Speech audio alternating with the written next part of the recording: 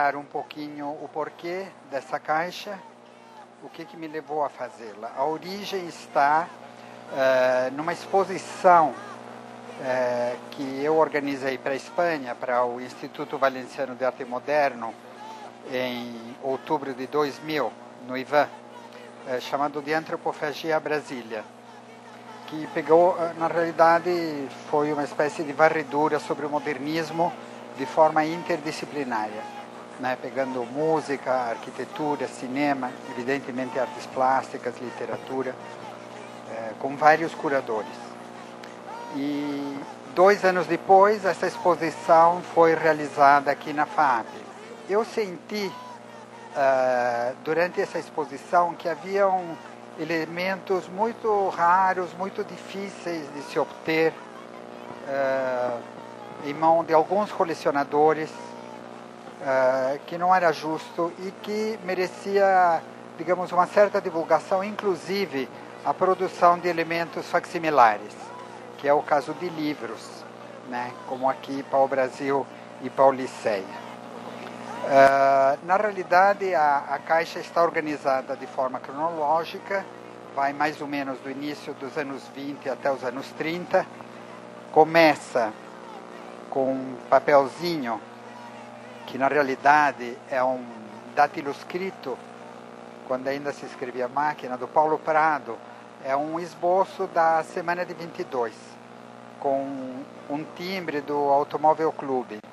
No Brasil temos uma certa tradição de facsimilares e de caixas. Dos facsimilares, eu não sei se vocês tiveram ocasião de ver uma espécie de proeza editorial, chama O Perfeito Cozinheiro das Almas deste Mundo. É um diário coletivo de uma garçoniere, que era um pequeno apartamento do Oswald de Andrade, frequentado por todo o grupo dele.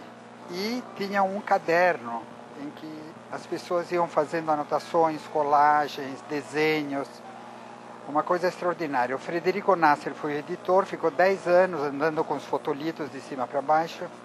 Também é uma coisa praticamente inachável e caríssima. Eu acho que, do ponto de vista de edição facsimilar, é uma das produções mais felizes no mercado editorial brasileiro. Existem também várias caixas na área das artes e de literatura.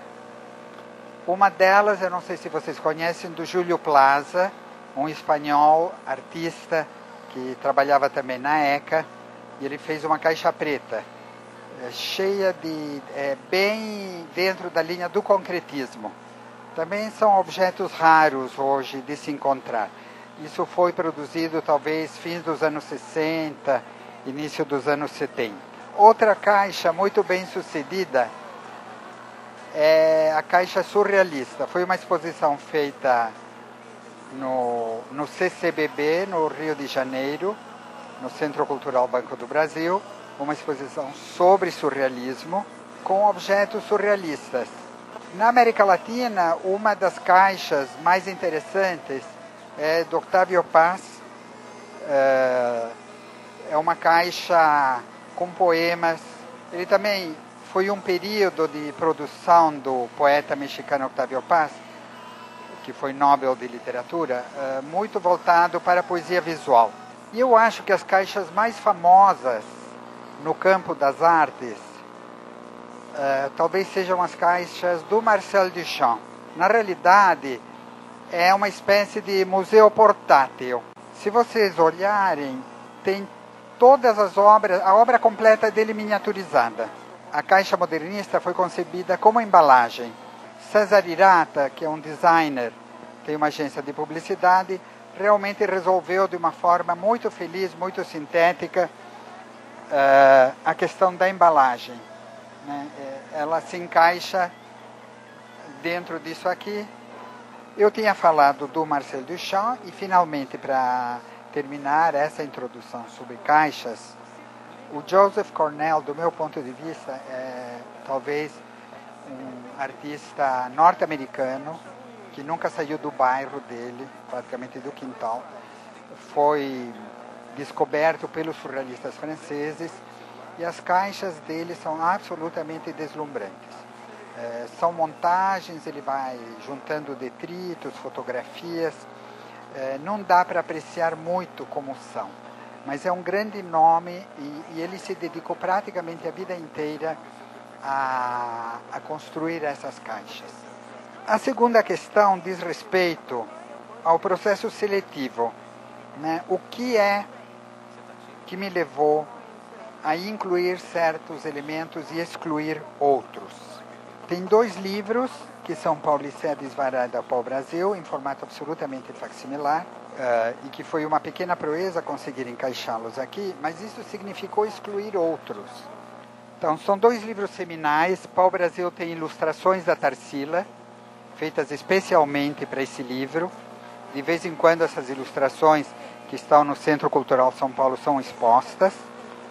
No caso desta edição do Pau Brasil, que eu peguei do IEB, do Instituto de Estudos Brasileiros, tem uma o Instituto de Estudos Brasileiros tem a coleção do Mário de Andrade. Então tem o exemplar que o Oswald deu a ele. Vocês vejam a ironia da dedicatória, diz Pau Brasil, ao autor, né, Oswald dedicando ao Mário, ao autor de Pau, Liceia Brasil, admirado Oswald. Bom, vocês veem aqui o jogo dos 2 sentidos, que não deve ter feito a menor graça para o Mário de Andrade com a questão da sexualidade dele. Outra coisa que eu queria falar a respeito dos cartões é que esses cartões permitiram colocar, digamos, a obra, que nem a Negra aqui, mas permitiu recuperar os esboços da Negra, em vários formatos. Da semana de 22, que é considerada, digamos, uma divisora de águas, não é só aquilo que ela é, mas é contra o que tinha antes. Era contra o impressionismo, contra, digamos, o soneto, contra a versificação, quer dizer, contra toda uma tradição muito sólida. Por isso tem essa espécie de caráter revolucionário. Toda essa festa, essa espécie de orgia intelectual, termina em 29 com a quebra da Bolsa. E isso, a minissérie Um Só Coração, se vocês puderem comprar o DVD, porque existe, é muito, muito bem feita. Aí a gente vê a Bolsa de café em Santos com as pessoas assim, querendo se matar. Mas isso mudou totalmente o panorama da cultura, das artes, e entra num engajamento político voltado para o social. Surge Graciliano Ramos, né? Não é por acaso, Raquel de Queiroz, toda uma literatura engajada. E os próprios, o Oswald de Andrade também sai do experimentalismo, produz Marco Zero, são romances sociais. A Tarsila produz Os Operários. A Tarsila, em 30, vai para a Rússia, separou do Oswald, casa com Osório César, que era um psiquiatra muito renomado. Eles dão as costas para toda essa questão experimental. E o Mário de Andrade, numa conferência em que faz um balanço, ele recrimina o modernismo por não ter olhado com suficiente atenção, digamos, ao social. E você hoje não pode ser artista sem conhecer o que aconteceu. A não ser que você seja, entre aspas, um primitivo, ou desses que a Edna garimpa no meio do sertão, que de fato não tem contato com a arte, com o mercado, com galeria, que são, digamos, autênticos. E há uma retomada hoje de artistas, não sei se primitivo é a melhor palavra, acho que não é mesmo. Agora, esses artistas que estão, por exemplo, a Beatriz Milhazes, Leda Catuna, enfim, os que estão na onda, não sei que termo expressar, eles não podem ignorar o que aconteceu no último século nas artes plásticas, é impossível. E volto a agradecer a Edna com todo carinho pelo convite. Eu agradeço muito você ter aceito o convite, foi ótimo, uma satisfação ter você aqui com a gente.